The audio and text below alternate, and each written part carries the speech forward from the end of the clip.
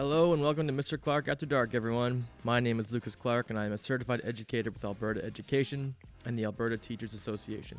All conversations and interactions exchanged is intended for educational and entertainment purposes only. In no way does the content discussed intend to be in violation of the ATA Code of Conduct or meant to target any individual student, teacher, or to belittle the profession in any way. If you have something that you would like me to discuss or have a story of your own to share, please reach out at lucasrdclark97@gmail.com. You can also send a direct message on Instagram at Mr. Clark After Dark. Hope you enjoy the show, and please do not forget to subscribe.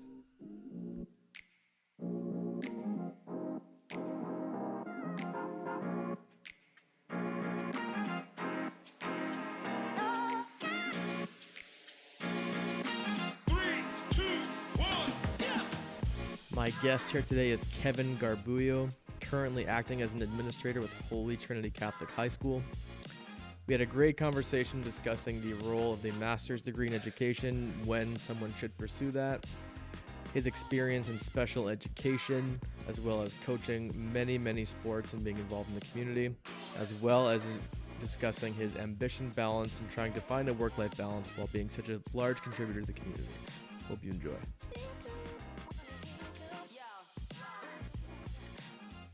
But I would say that to them privately. Yes. And let them know, like, hey, what you did hurt me. We have a relationship. You crossed it. Yeah. You crossed the boundary. And then try and take him on that journey of like, hey, like we can rebuild this. Like, this isn't a fatal thing. Yeah. But you need to know that I don't tolerate that, but I also don't tolerate being disrespected, because there's a way to do that where without giving them the fact of I know I used to get angry and I got this big voice and I can raise my voice, and they'd be like, oh, I made him so angry. And I hear them talking about other teachers and be like, you should have heard him yell at me. Like, they wear it like a badge of honor. But I never hear kids talking about like the time they got talked to. Right? They don't share. Yeah. Like, I'm at the football field and there's 50 kids there and I hear 50 different stories about their day. But I never hear, like, I know it does happen because I'll be like, I know that teacher talked to you and I know what they said. You never hear them be like, I really hurt that teacher's feelings, and I was disrespectful to him, and he told me, hey man, you got to treat me better than that. Like, you never. Then you look like an idiot. Right? Like, you look mean. At the end of the day, like, you don't look cool, you look mean. Yeah, genuinely. And there's a difference, and kids know the difference. Like, they want to be like, they want to be annoying, or they want to be like the class clown, or they want to be this, but they never want to be mean. A kid you never hear a kid. True. And whenever the kid tells a story and someone's like, hey man, like, that's mean. Like, it's not even funny. That's the thing where it's not even funny anymore. You take the humor out of it just by being like, no, like, you're just being unnecessary, essentially. But, and then that wounds them when you make them explain, or when they know the difference, but sometimes they don't realize it in the moment. And if you don't talk to them about it, then you're missing that opportunity to like kind of nip it in the bud a little bit. And at the end of the day, they are kids. Like, I've said this to teachers, and I said, like, they're gonna make mistakes. They're gonna do stupid stuff. They're gonna cross lines. They're going to misbehave. That's not who they're gonna be when they're 20. That might not even be who they are in a month. So we have to be patient with that, and we have to correct it. You can't expect perfection. We have to. We have to expect mistakes. We have to expect bad decisions. So is that kind of your experience of like seeing good versus like maybe not poor, but like poorer classroom management? Like, I find with there's people who want to establish themselves as like the authoritarian, and that works for some teachers, and like there's no perfect way to do it. The teachers, when they don't set any boundaries or anything, like sometimes there's too rigid boundaries, but that only affects your like behavior kids, right? But that won't affect all of them. The ones who are too soft and have no boundaries, that seems to affect everyone, because like then when you see like the kids who never get in trouble acting up, like that's when you're like, all right, the culture's taking over this room. the fear in not talking is another one. I, in my voc ed room, would promote conversations and stuff like that because like that's important for them to learn. But I liked having a noisy classroom. Yes, same. And I like that. I'm the exact same way. I like having a noisy classroom. I like having a bit of a buzz in the room. Like when I'm talking and teaching, it's different. But like when kids are doing work, I don't mind them talking about the work they're doing. I don't mind them sharing ideas. I don't mind them. Like I don't mind that community. That takes time to build. But I like noise. I don't like that quiet. And that's something I struggle with when it's too quiet. Yeah. Like, what are you guys doing? You're playing on your phone then, or you're doing this? And like, so how do you try to like instill community in your classes even now? Is there anything that you do, or does it kind of just like happen naturally? Because I find it usually takes me. I mean, I've had like 3 intros to semesters now, essentially, as like a primary teacher in the classroom, and I find usually within the first couple of days it's always super awkward. But every class I've had so far, by week 2, like everyone's cool with each other. Like everyone's like more comfortable kind of sharing. Like I don't really have like a technique. I don't know if that's like a coincidence, but do you have like a certain process or things that you've noticed in like building a more, I guess, like not integrative, but more like willing to chime in kind of culture? But I let them sit where they want. Okay, So then they immediately have comfort in the room. Yes. I don't do any classroom stuff on the walls. I let them do it. I want them What do you mean stuff on the walls? Like posters. Like I don't have my posters on the wall. I used to, but then the fire happened and I take them all down. And then I was like, I'm not doing this anymore. Okay. So they build the posters on the wall. When I was teaching grade 7, they would do like an About Me poster. And then they'd have their stuff on the walls. Yeah. And then they could see things that other people liked. But then it becomes their room. So that was one thing. And teachers I know really struggle with that because they want to have beautiful like Pinterest, right?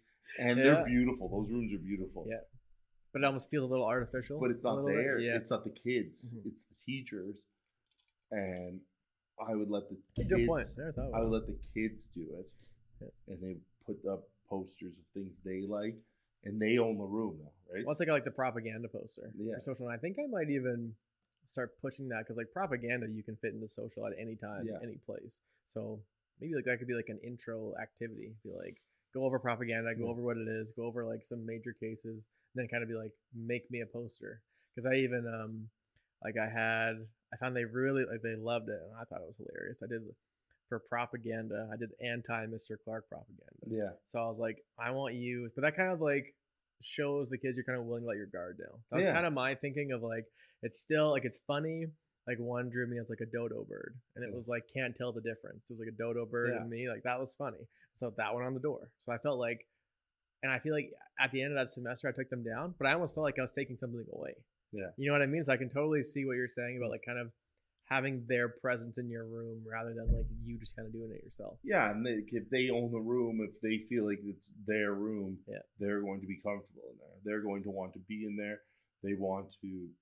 They have ownership of that space, right? Like instead of me having like my stuff that I like on the wall, that's cool.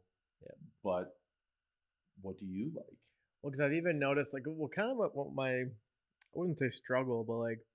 I find I've always had classes that are very comfortable sharing, even like even getting involved in like controversial like questions in social, especially. Yeah. I find the comfort, especially in social, extremely important because you talk about some pretty sensitive stuff.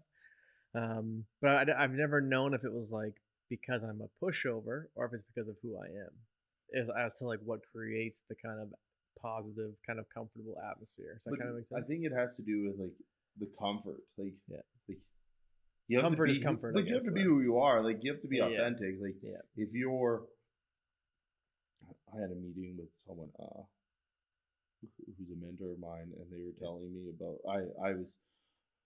I was struggling with people wanting to be more stern. They wanted me to get angry. Yeah. I've had that. The biggest criticisms of me as a vice principal so far. Mm-hmm. And this is what has been said to me. Yeah. There's probably other ones that they don't say to me. But the ones they do say to me is that when kids come to my office, they don't feel like it's a punishment, and they say, you don't get angry at them, you don't yell at them. And I was talking to someone who, a mentor of mine, and they said, but if you're not angry at them, why are you going to be angry? If you're not mad, why are you going to be mad? If it's not in you to yell at them, why are you going to yell? Because kids can spot a fake right away, right? They can see it, what's inauthentic, right? There's that line, I think it's like Thomas in the Bible, where he talks about, like, if you bring who you are, you'll be who you are. If you bring who you aren't, you're going to fail because you aren't. Yeah. So you have to be authentic, and you are who you are, and that's going to get the best out of your room. If you're a pushover, you're a pushover. As long as you have boundaries, you have boundaries. But it's like the teachers who, when we learn about like pedagogy, and always says, you have these immersive lessons where kids are talking to each other. But if you're a lecture driver, you're going to do just as well as anyone else because you're being authentic. And that trumps everything. Fair. Right? Yeah, that's fair. Like, you see, like, there's old school teachers who lecture and they get tremendous results. Yeah. And I remember I had this one teacher, Mr. Morse, and he just lectured. He had slides and he'd lecture. Yeah. And every kid was like, yeah, this is awesome. Like, he cares about it. His passion comes through. It's like, I want to listen to this guy talk, and I want to ask him questions, and I want to talk to him about history. Yeah. But if he would have been like, no, I'm gonna do immersive lessons where we're gonna do we're gonna like, no, I want you to, like, we're gonna do a jigsaw, and we're gonna go like we got all these different things. He's not gonna do that, and he's gonna come off as like, this isn't you. Yeah, right. You gotta be who you are. Yeah.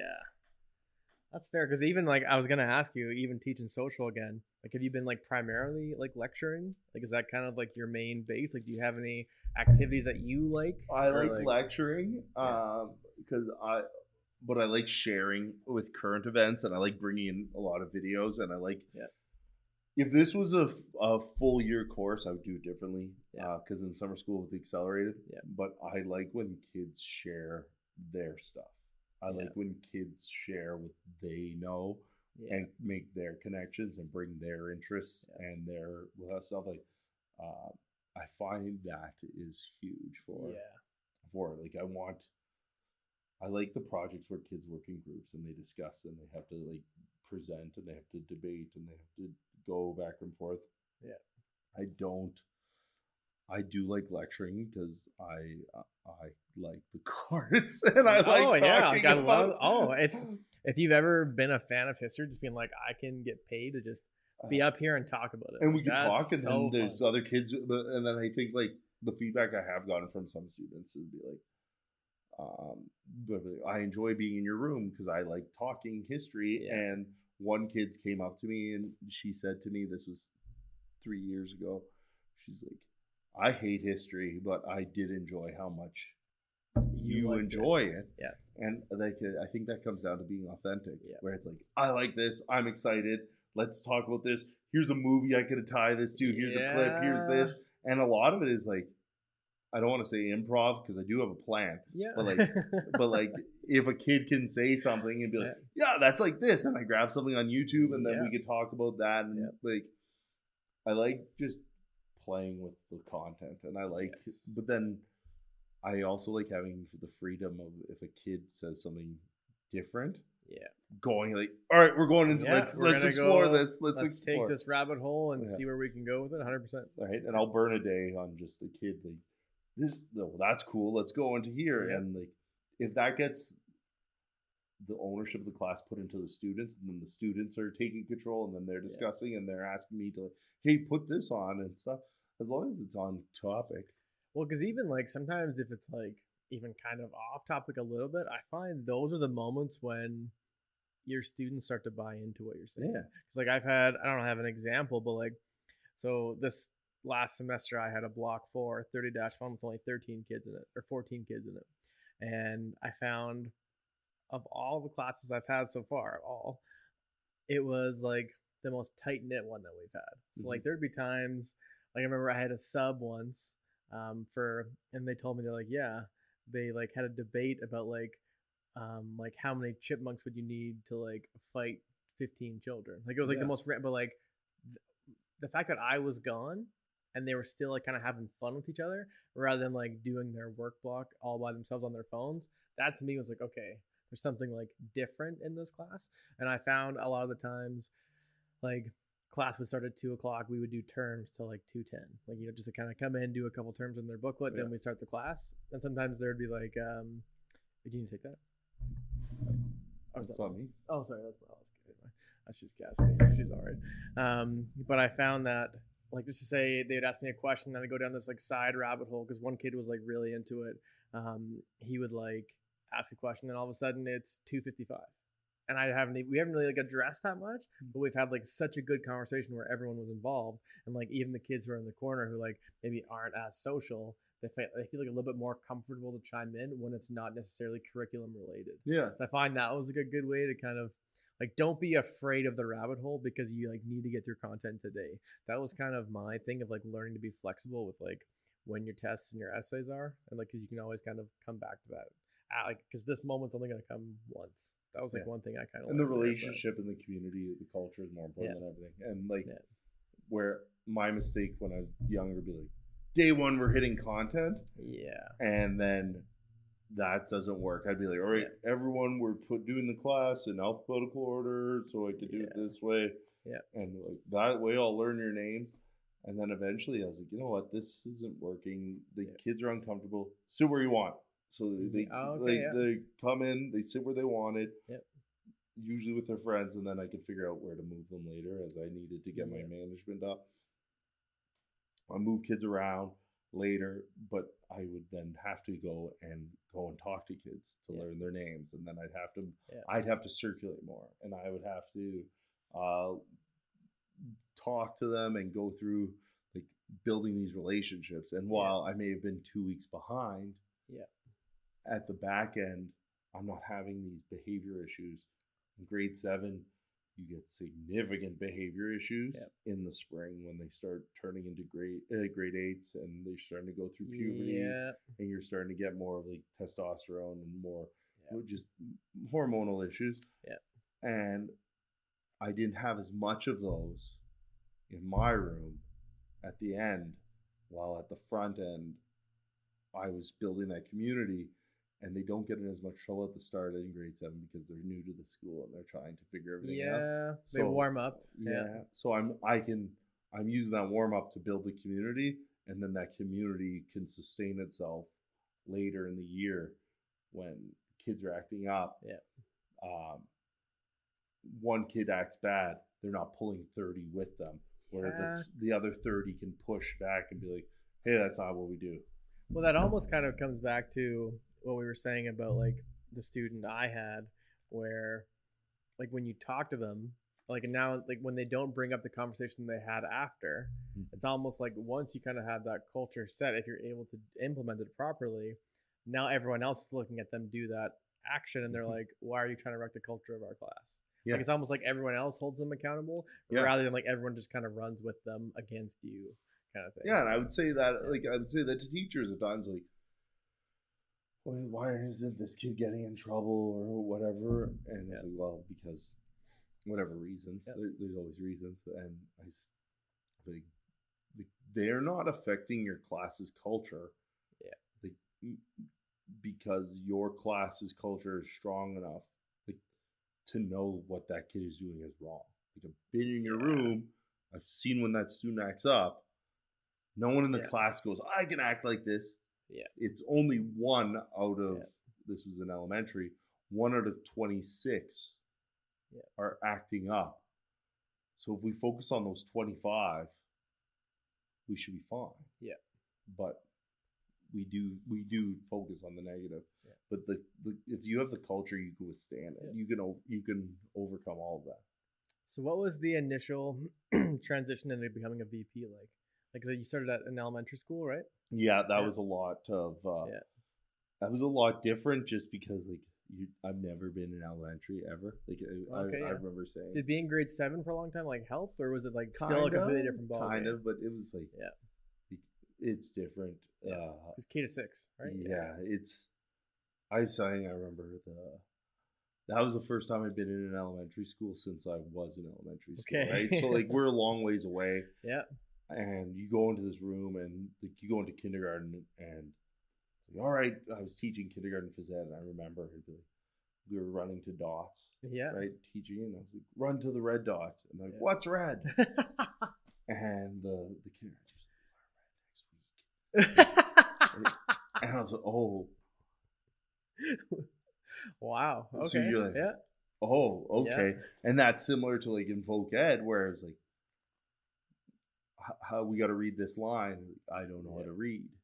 Yeah. Right. So how do you get people to do things if they don't, they're not, those kids weren't ignoring my instructions because they're defiant. Yeah.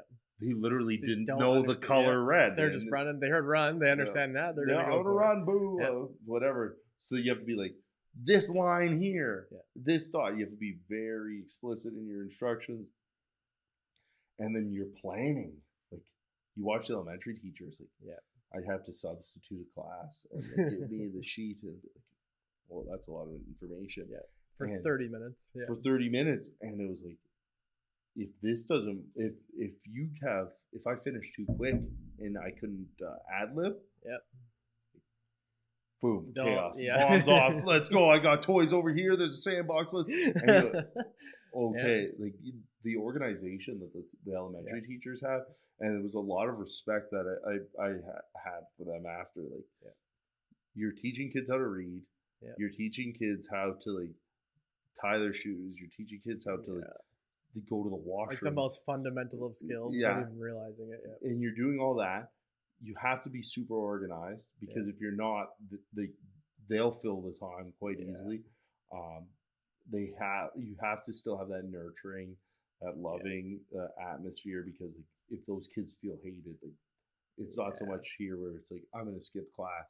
It's like they'll cry if they They're don't so much feel more vulnerable to like the like thought of rejection, I feel like maybe. And there's like, but then you also notice the point where they start to dislike school, and you can see as the content gets more steep and more challenging, you could see them pull away from it, and it happens to some kids sooner, but in grades 5 and 6, when they start struggling at different things like math, that's when the behaviors start coming. So like going into being a VP, like aside from the actual like being involved in the classroom somewhat still, was it like, what is the first day and first week of being a VP like? Like, it's your first role. Like, what does that change like? My first day, like, you go in there and I read this book, the first 90 days about how to onboard in a culture. So the biggest thing was the first 90 days. The first 90 days, and when you're trying to onboard is the term, like that's the one they lay on. You're trying to get into their culture, and if you have 90 days for them to accept you. You have 90 days for you to establish yourself and be in their culture. So what do you mean by establish yourself? Like, what did that mean to you? Like, make sure that like if I'm useful, like, am I going to do things to help them? Am I going to be like, do I have a backbone? Do I have like a standard? Do I have things that I want done? And also, like, am I a robot, or can I actually be affable? Can I go into have a conversation? Can I like build a relationship? Because some people come in and like, here's the way it is, and they want to do that one. And I've never been that way with any like organization or team I've been a part of or had leadership in. It's like, here's what the culture is. I have to figure out what the culture is, and then I have to figure out how to change it. Like, the outsider's never going to change anything, right? Like, go to social studies, right? The outsider doesn't change. It has to come from within. And what I found was, like, in the elementary school I was at, they had a lot of like, it was established. Like, their culture's established, their core's established, their teachers have been there for a long time. So how do I build up, like, how do I do things and get them to buy in? So, like, what are some examples of, like, different cultures? Like, you say the culture is established. Like, what do you mean by that? That one was, like, I had Sister Mary Phillips has, like, it was a very calm culture. Okay. And that was something they were very boastful about. Like that was something. So you come in there and it's all like, I'm ordering you to do it. It's like, I went to each class and talked to each teacher and let them pick their supervision spot. And then I did like a snake draft and I went back and forth. So you do it. So everyone had a say in it. And at the end of it, everyone's like, I really appreciate that. It took forever. It was the slowest. It was the least efficient way to do it. But it got done. And like previously they told me that they would take like 18, 19, 20 different, eventually got to like 35 one year of their supervision schedules. It kept getting flipped around. This year it was only at like 10. Okay. But they had a say in it. And I remember once we moved someone into one without asking them, and they said like I felt I had no say in this. I didn't appreciate that. So the way that one worked was you had teachers who were established in their careers, who knew what they wanted, and other people also knew what the other people wanted. So they would actually say when they were selecting, like, no, that teacher likes that time. I'm going to pick a different time. And they would know how they wouldn't step on each other's toes. Like a mutual appreciation or a mutual acknowledgement. And an understanding of like, this is what that person likes. I want to do that. I don't want to do anything to cross them. And that was extended back. But not out of fear, out of like respect. Out of like genuine like. And then I talked to like my like colleagues back in Ontario at schools where like they have older ones and like they're so rigid. They told me like they can't even, they have to take like weeks to implement something where you have to like kind of like the boiling frog thing where you gotta slowly turn the water or the temperature up in the water because they don't want anything. Like, they don't want anything new. They don't believe in like, this is just a fad, right? Like, so those ones, there'd be the cultures where like the teachers don't want to do anything extra, right? Where they, and when I see those cultures where teachers don't want to do extra, like I was talking to my friends who coach in Ontario, where they're saying like it's all community coaches right now because teachers don't want to do extra, and I look at that not as a shot at the teachers. It's like, how do I make people want to join me? How do I make people want to do extra? I always do extra because like I had coaches who did extra, and like I had success and got a scholarship, played university football, largely because people volunteered time. So I feel obligated that I have to put that time back. But some people don't want to. They have other things they value. So how do I make them want to give up their time? Because they are giving up their time. So that's been the tricky part of how to do that. And like a lot of the time I hear like, one, extracurriculars aren't mandatory. Obviously, they're extracurriculars. But like teachers are saying like, oh, we're being like stretched so thin, like we're burnt out. And like, and again, I'm still maybe even kind of flying high on the early kind of career buzz or whatever you want to call it. But like, I guess like how has the teaching role changed even like from when you started to now? That like, do you think that's getting worse in terms of the extracurricular, or are people just like continuing to do the extracurricular at the same rate but just like are more burnt out? I always did a lot. Even now I do track and football. But when I first came in, I was doing football, the bantams and the seniors, and then I was doing B and C basketball, and then I was doing both track teams while coaching the men's league team and the club football team. So I was doing a lot. And teaching grade 7? Yeah. The time? And then I like, again, I had a good support system to like allow me to spread. But then I cut back a lot, whereas like there's more qualified people who want to do basketball. So it's like, whatever. I think people want to feel like they're supported, and like I don't care about being acknowledged, but there are people who want to be like they want people to like at the very least like, hey, good job, hey, I appreciate that, and I know I had a friend who was coaching and their team went really far. They went to the provincial semifinals one year, first time in like a decade their school did that. And they didn't even put it on the announcements. And he's like, well, I'm going to teach somewhere else. and he just took his ball, went somewhere else. Yeah. And I think sometimes we forget that they're also volunteering, and we need to make sure like we highlight them. Because a thank you might even go a lot further than you would think. Right? Yeah, thank you and an acknowledgement. Going to the games, I think, is good. I think that goes a long way in appreciating, like, hey, you gave up a lot of time. Yeah. I don't think, like, I know in the States they do stipends. I don't think that's the approach. I'm not there yet on stipends. Yeah. My rationale on that is back to the intrinsic. Like, I volunteer for football because I value football. It's almost lesser quality if you're paying for it. Well, if I break down, if I get, like, say I'm 10 years in the States, I think it's like you get I think you get $10,000 if you've been coaching for 10 years. Oh, right. Yeah. You get $10,000. Yeah. But is there like a specific state for that, or is it like pretty California, general? They were talking about it. Like it tops out at $10,000. So say I'm at the highest level of $10,000. But like I think if I tabulate the amount of time I'm putting into football, I'm putting in like 300, 400 hours into football easily. Into 10,000. That's not a good return on investment. So as soon as you put that monetary, like if I was to say my first year coaching, I'm going to give you an extra $1,000. Cool, extra $1,000. I still coach 400 hours. And then I'm starting to think like, well, I'm only getting. I find a lot of the time when teachers begin, and again, this is like it is valid because like I find once you start to quantify yourself as a teacher, that can lead you to be miserable.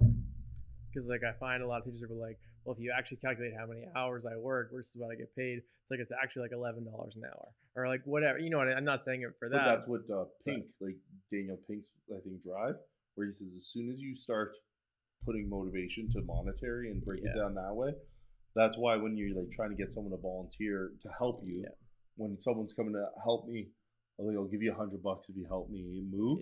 Be like $100. Like I'll be there the whole day for 3 hours for $100. It's only $30 an hour. Right? But like, hey man, I need a favor. Like, you're like, I'm there to help you. It's like because you're kind of, if you have a reciprocal friendship, that's more valuable than having like, oh, I'll give you $100 for the day. Because then it's almost like weird at that point. And that's where I'm against stipends, because I do think like as soon as you monetize the amount of time I coach, I'm losing money. You're gonna think about I'm getting a bad return on investment financially.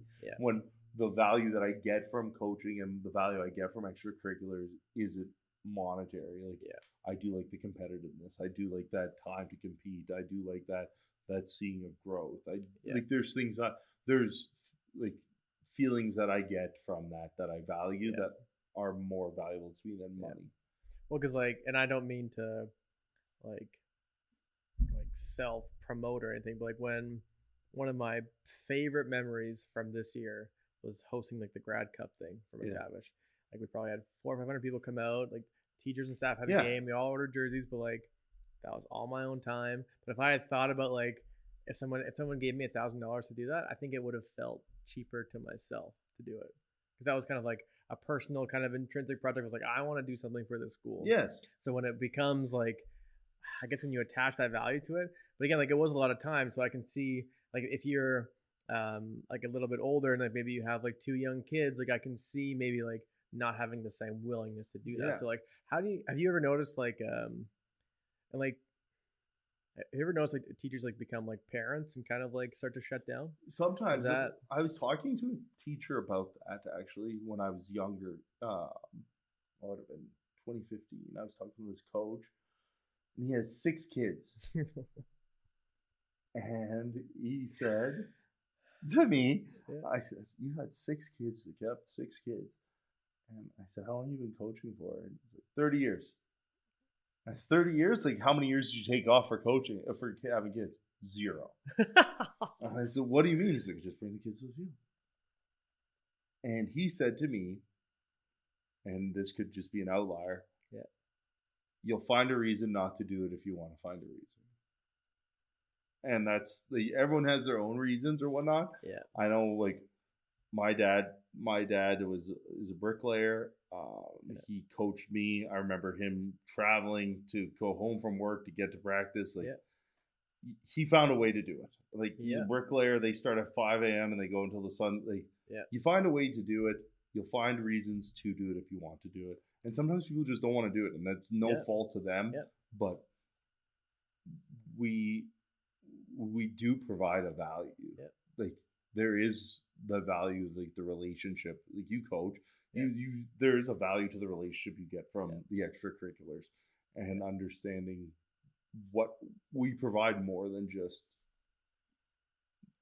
whatever, like sport academic expertise or our academic expertise. There's more than just the academics that we do. Like school's important.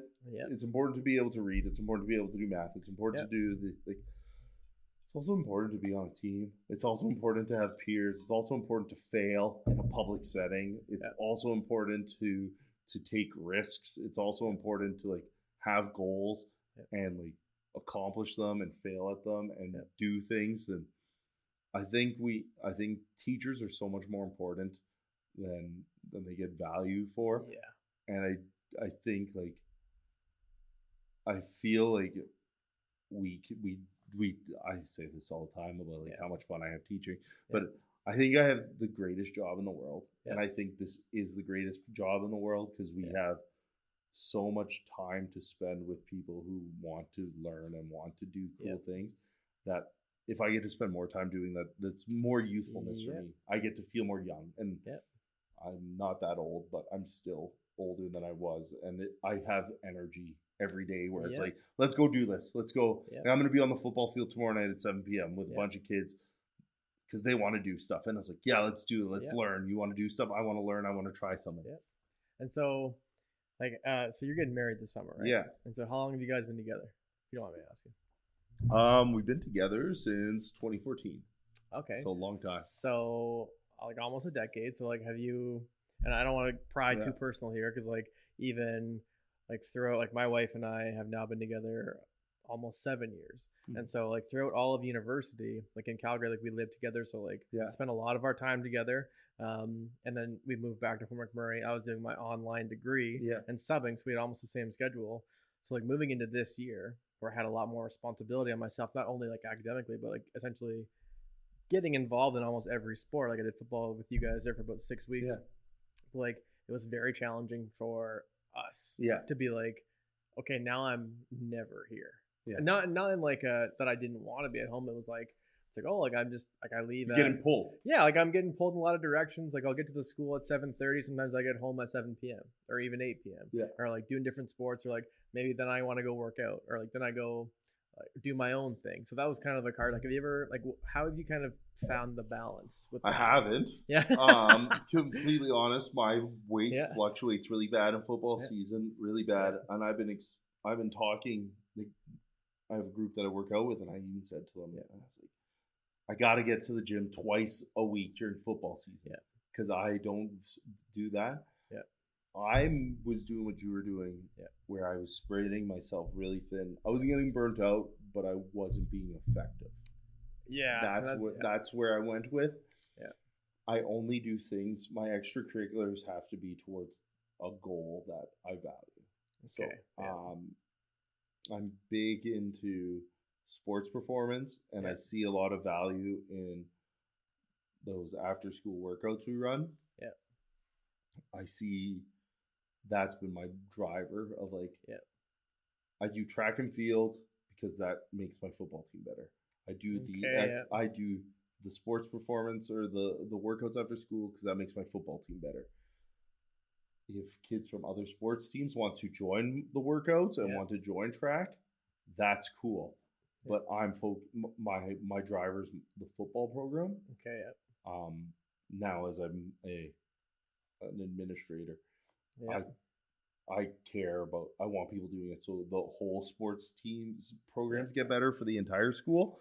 But initially, when I started doing this in 2015, basketball.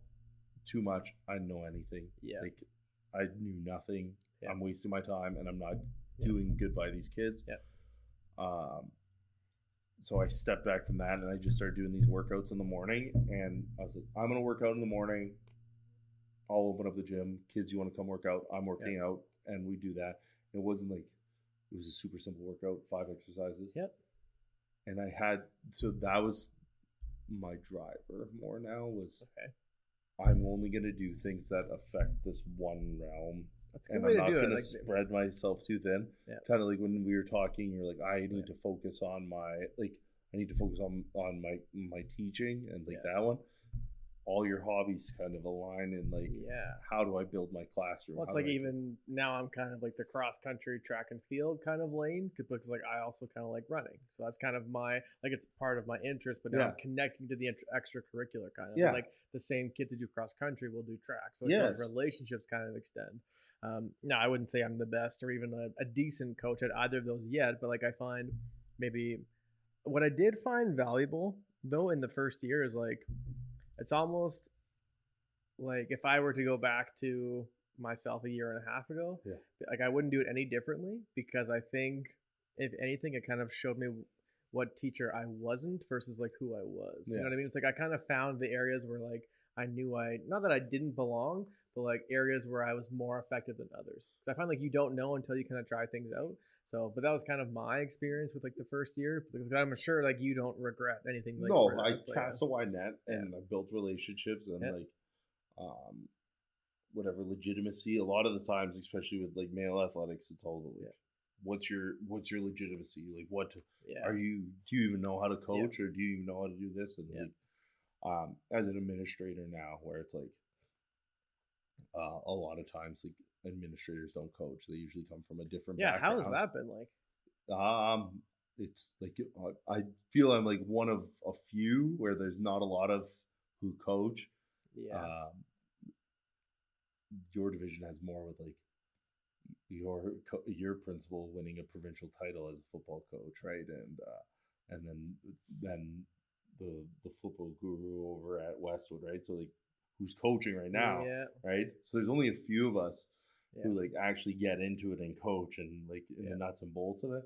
I find that builds a coaching culture in a building where it's like I'm not just expecting teachers to coach. Like I can get in there and do it, right? Like there's been times this year we had a teacher who had a family thing. He's like, can you go coach the basketball team for me? Yeah, sure, whatever. Like I've coached it before. I know. Tell me the plays. Like tell me the guys. I'll come watch a couple practices. I know. Like I can do that. Right. Like you don't feel internal pressure stepping into like an unfamiliar environment. No, that one doesn't bother me, and I feel like if I'm not giving my time, I feel like me expecting time is hypocritical. Well, because like, and this is kind of one of my questions was because just in kind of like, as a teacher, you're always observing your admin. Everyone does. Like you're kind of not in like a bad or good way. You're just kind of being like seeing like who they are, what they're doing. In my experience, like we had the 3 admin here this year, like they're here all hours of the night. Like they're putting in so many hours. So I'm just wondering like how do you like what's kind of your out of school responsibilities as a VP and like how did you balance that with coaching? I count the coaching as like an out of school experience where I'm like I'm going to extracurriculars. Like I'm there. Like I'm at them. I'm participating in them. I go to a lot of sports because I just like going to them. Sing your school. I like going to watch like those kids play. I like to go into the hallway and see the kid after a game and be like, heck of a game last night. Like that was a good one. Like you did well. And just using that to build conversation. I like watching the kids perform.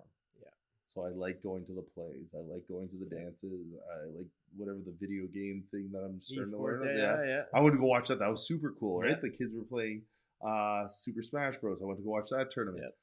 Oh yeah, bro. I just like going to watch. Like the atmosphere. I just like kids performing, taking a risk, putting themselves in an opportunity to fail, having goals and trying to be successful. I like doing that. I navigate it just by like I have a schedule at home with my fiance and we like these are the days like she's working nights. I'm probably gonna go to watch something. right? Oh, okay. 'Cause So she's a what does nurse, she do? Oh, right? nursing. She's working that Okay, one. yeah. She's working she's working 7 to 7. Yep. If there's a sporting event at 6, I'll go Yeah. watch it, right? But if she's on her days off, probably not going to any school event. So I would say, like, my wife's a teacher. Yeah. And so teaching elementary, even in elementary school when you're teaching kindergarten, Yeah. like, she did track and field toward the end, Yeah. but even she found that, like, she had all the grade 5s and 6s. She didn't know any of those Yeah. kids. So she felt, like, kind of weird being there, Yeah. like, not really knowing the kids, finding out you're used to building relationships with 5-year-olds for, like, almost all day, every day. She just found, like, that was kind of difficult. But I guess, like, her and I having the same schedule where she would essentially be home at 3:30 or 4 every day. Yeah. That was kind of like the difference there. But I guess when you have, like, a different schedule, that's a bit of a different scenario. We have that one, and like I'd like a stat. Like, I'm going to my football. I'll be done at 6. I'm coming home at 6. Like those ones, I set those those boundaries for myself, because like when it's easy to let them go. For sure. Like, I've got to be home at 6. I got to be there. Like, practice is done at 6. I'm gone. Like, I got to make use of it. One of the things, like, we got the huddle assist that we have, and like the huddle camera, and people were saying like, oh, that's a huge expense, and I was like, well, those coaches care. Yeah. You're investing. It shows that, like, if you're not going to give like the stipend or whatever, showing that you're willing to invest in what the coach's vision is, I find is almost like just as well. But that one was like, there were coaches in town breaking down film, and like breaking down film takes like at least 3-4 hours every game, just like watching and doing all the numbers. And then I take my huddle assist, I click send. 24 hours later gives me more data than I would get from my eyes, right? Like, valuing people who are putting in extra time is a really high return on investment. If those kids, if those coaches are happy to be there, and like the kids will be happy to be there. Like, I've coached with people before, and they say like, I'm quitting, I'm done, I'm quitting. And every week it's like a negotiation to get them to want to be there. And the kids feel that energy, and like, I feel that energy. We want people to want to be there. And I think that's a good investment in that. 100%. But honestly, even as like I've been meaning to talk to you about like the content of your master's a little bit more. But like everything that you're talking about strikes me as like leadership, or like ways to become a better leader. But you chose curriculum studies instead. Like, why? Like, what was kind of factored into that decision? Because I was trying to get kids to read better in my special ed class. And I wanted to figure out how to get your non-readers better at reading, and like, or your never readers, you've probably run into them. The kids who hate reading, how do I get them to read? If I suck at reading, I'm not going to want to read. So how do I do that? And that's been like big for me. Like, how do I get kids to want to do something? And it loops back into the intrinsic, but like, there's some nuts and bolts of it. Like, it's you could go through like the Jolly Phonics. You find it like valuable? Like, like that one. A lot of it was helpful in terms of like backing some of the stuff I was trying to do. Because sometimes you try and do something new, and people are like, that makes sense. And then it's like, well, my master says this is a good idea, so I'm going to try it. And at the very least, it would give me the credibility to try something new. That's fair. Like, you're not just going out on a random limb. It's like you actually know, like, I have some precedent for this. Like, yeah. Sometimes like I'd have people saying to me like, we're doing nothing, because I would do 20 minutes of reading and 20 minutes of writing. Like, super, because in Voc Ed I don't have like a set curriculum. Like, I have stuff that I'm trying to do, but I don't have like outcomes. That I guess if they're all in different stages, like, how could you have a curriculum? For one so class? It's a lot of freedom to try things. And the big one was like reading 20 minutes, writing 20 minutes. So how do you get never readers to read for 20 minutes? Right. And if you can't read, you can't write. So we can't get to the writing part if we can't get to the reading part. If they don't want to read, if they're never readers, they're not going to read. Why are they never readers? Because they're bad at reading and they don't want to do stuff they're bad at. So how do we do that? And that's where like the curriculum part was like interest trumps ability. That was like the biggest point I took away from my master's. Like, interest trumps ability every time. A kid can be low, weak reader, but if they're interested in it, they'll find a way. Like, think about something you're bad at that you became interested in and understood. Like, if you're interested in it, like I'm bad at physics, I'm bad at science, awful, actually terrible at physics. I didn't take it in high school, like awful. But I start getting into like understanding sprinting and the mechanics of sprinting and the force behind it. So then I'm starting to read these books like. But you found an interest that connected to it. I guess the association. I mean, that's a pretty common thread. But terrible at math, like baseball, could calculate batting average, could calculate your OPS. I still don't know slugging percentage what that is. But like you got like the what is it? It's bracket 4 times home runs bracket. Like so you could do that. And I can do that math. So I was like, that makes sense. That's aligning with my belief. So let's try it in class. So I get these kids who can't read at all. Really weak readers.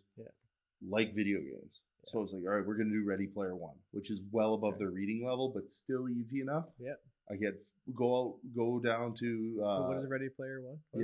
What is that? It's about this kid who's like in the future and he's trying to solve a mystery because this billionaire died and he left 3 Easter eggs hidden into 3 virtual worlds and you have to solve it. Tremendous book. Movie's good too. Best never reader book around for boys who like teenagers. So I go out to Kohl's and I go buy 5 copies of it. Boom, buy it. I read it in 2 days. It's a really quick read. So I go, I make the questions, and I buy the audiobooks for the kids. Right, here's the audiobooks, here's the books. We're going to do a chapter a day. So it's about 50 chapters. It's going to take 50 days. And we're 50? Yeah. Okay, yeah. Well, that's good. Like consistency, though. We're going to pound through this. And these kids are doing it.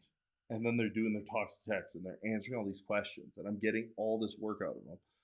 And I'm like, but then they start reading. Like they're actually able to read things on their own and they're actually able to understand things on their own because they're doing it. And it's purely because these kids are gamers and it's about gamers and they're into movies and this is about movies and it's all things they're interested in. And then they're doing it. And then their parents are like, hey, this is a really good book. Like, where do I get this from? Like, oh, there's a sequel, buying it. Because parents want their kids to be good at stuff, 100%, right? They want their kids to be the driver is like for these parents or the kids who especially like is they just want their kids to be average. They just want them to be the normal typical kid. So if they could read a book, talk about a book, play games, and they start building these friendships with each other. So like they're reading together, so the reading group becomes a friend group. And that's been like the driver of my thing is like for my curriculum one has been like figuring out how to make kids like what they're doing. So how do I connect interest to what they're learning? And it's hard with like this curriculum where it's like we have outcomes, but so how do I have to do that? How do I find things that you're interested in? And that's back to like the community we talked about. If I don't know these individual kids, I'm not going to be able to make connections, like interest connections. And sometimes the connection might not be to the curriculum, but the connection is like you and I have a connection. So you're going to listen to what I have to say because you like what I say or you like my information.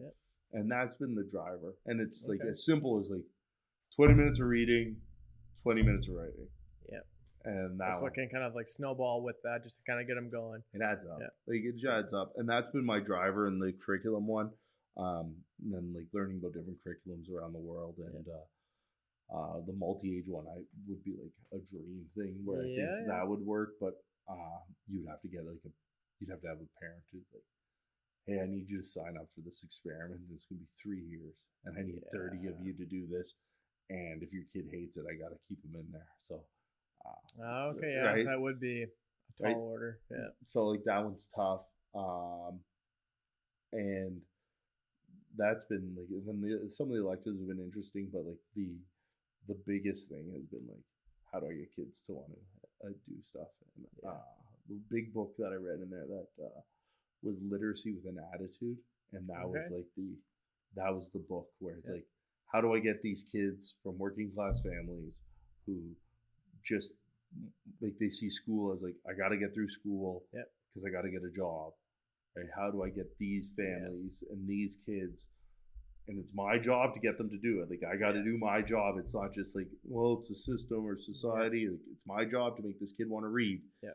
How do I do that? And the big thing is like teaching them, finding out their interest, and then pounding through that, and then showing them like, hey, you're good at reading. Look what else you can do, and look how much bigger your world is. Well, instilling some confidence, because like, do you find, like, have you ever had like some kids who are like very confident in vocational ed but just don't progress at all? Because I find confidence and like agency is probably like the primary agent in actually getting them to progress. Confidence is like when we had kids who'd be like, they're ready to make the jump, they would self-sabotage because they don't want to get out of that room, like where they would be like, I'm not ready to get out. Yeah. And what did that look like? Like a self-sabotage? Lack of attendance. Okay, right? yeah. Lack of attendance. They'd stop coming to school. Yeah. Because then they'd fall behind, and then right, that's kind of stuff. Not wanting to be in the class, doing things to get out of the class, doing things to get out of the room, doing things to work avoidant. Yeah. A lot of it was like so they can maintain their connections because like they have that community. Sometimes though, like it's just about communicating with the parents. Like, this is what we're trying to do. This is what they're trying to do. We need your support to get them to school, and then we promise we'll still be their home base. We just need them to, they'll come here in the morning, we'll take them to a class, and then as they get more comfortable. But sometimes the parents are just like, whatever.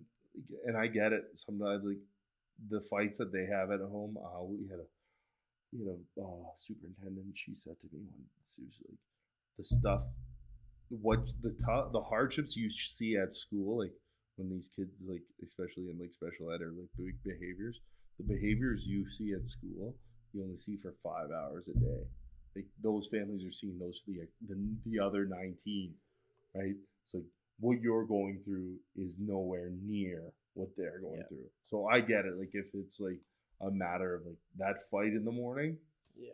So how do you kind of, because that's been kind of one of my things for like, if you have a student, like, so for example, this year I had a few times where like students had very poor attendance. Mm-hmm. But like, I might reach out once in, like, let's just say it's second semester. I might reach out once in February, maybe once early March.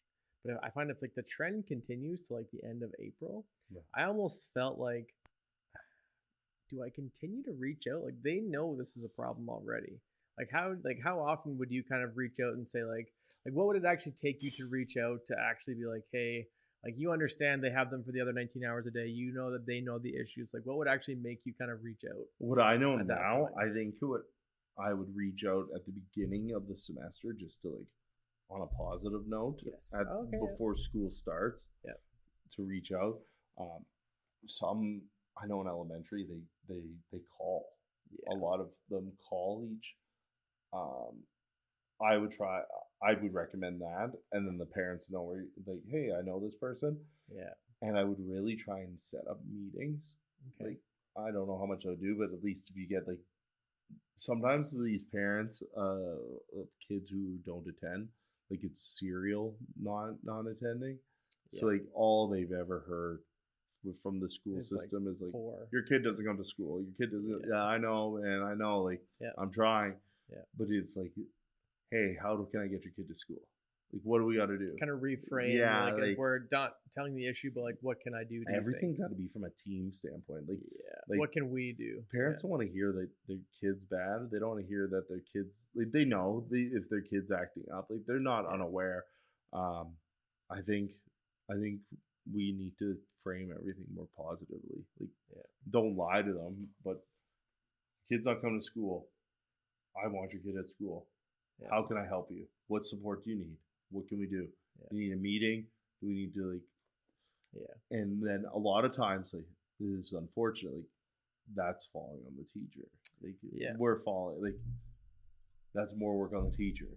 Now I got to go chase this kid, and I could see where that could be tiresome in April, where you're like, I just have to do this year, man. Like I got assessments. Like I got 35 kids who want to be here. Not even that it would have been tiresome. It's like I don't want to like kick the dead horse to like bring up It's not that I'm like too tired and I don't want to do it. It's like you don't want to pester. I don't want to. I don't want to like pester them and like make them feel like worse about it. Like maybe something's changed. I don't know. That was kind of the phone call. I think is best. I found phone call was better than email. Yeah. I always would recommend it's that. Like a personal element to it a little bit. Yeah. Yeah, I think a phone call is always better than an email, and I think like they can hear your sincerity versus like, however you're writing. Not like a robotic like, hey, they're not here. This is what they're failing. Yeah. Try to get it. Yeah.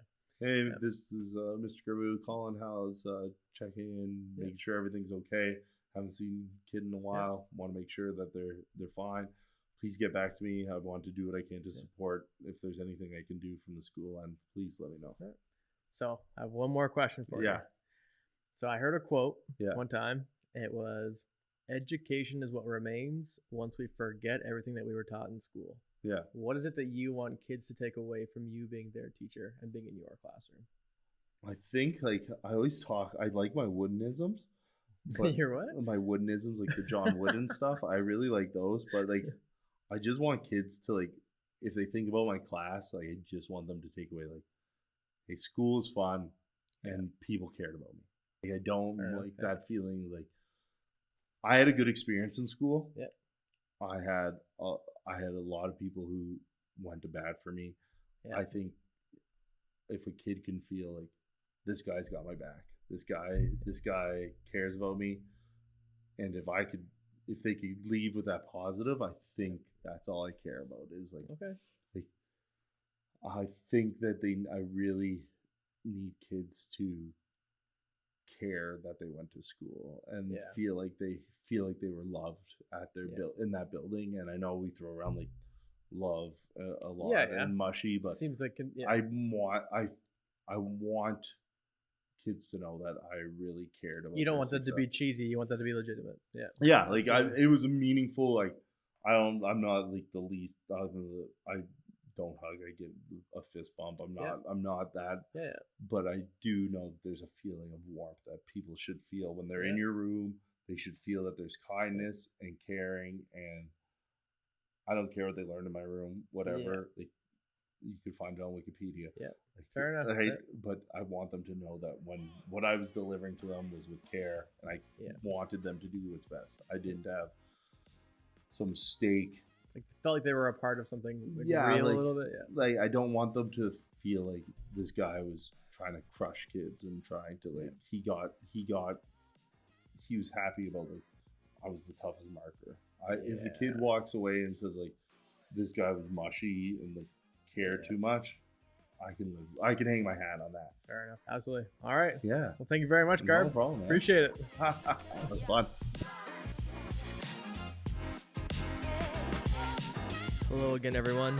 Just want to say thank you for taking the time out of your day to listen to this conversation, and hopefully you enjoyed the conversation just as much as I did.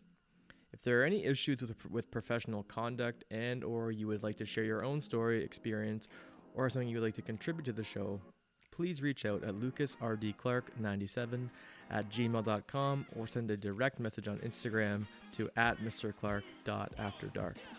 Hope you enjoyed, potentially found something of use, and of course, please do not forget to subscribe. See you next time, unless you're scared.